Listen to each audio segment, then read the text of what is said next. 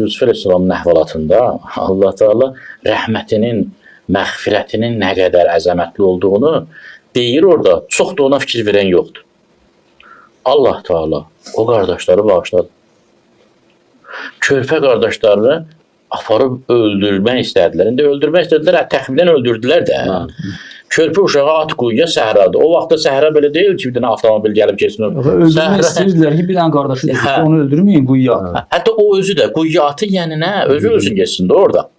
Özü ölüb gedəcəkdi də. Çünki hamısı da başa düşürdü ki, yəni ilan, çayan, canavar, hər şey o quldarlar aparacaqdılar. Nə bilirsən aparıb satacaqdılar. Öldürəcəkdilər. Yəni məqsəd o idi. Yağış yağacaqdı, boğulacaqdı orada. Hər şey ola bilərdi də.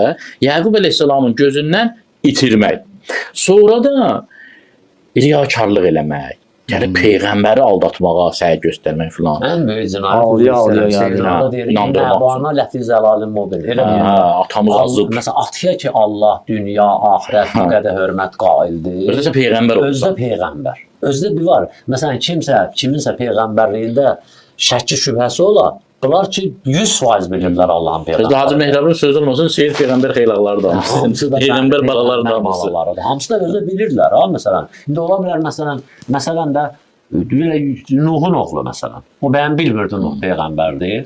Amma bunlar da özü... Mən həmişə deyirəm o barədə ki, kim ki deyir filan kəsə bax, uşaqları gör necə pis oldu, yəqin çörəyi haram imiş. Deyirəm ki, Nuh Peyğəmbərin çörəyi halal idi, haram idi.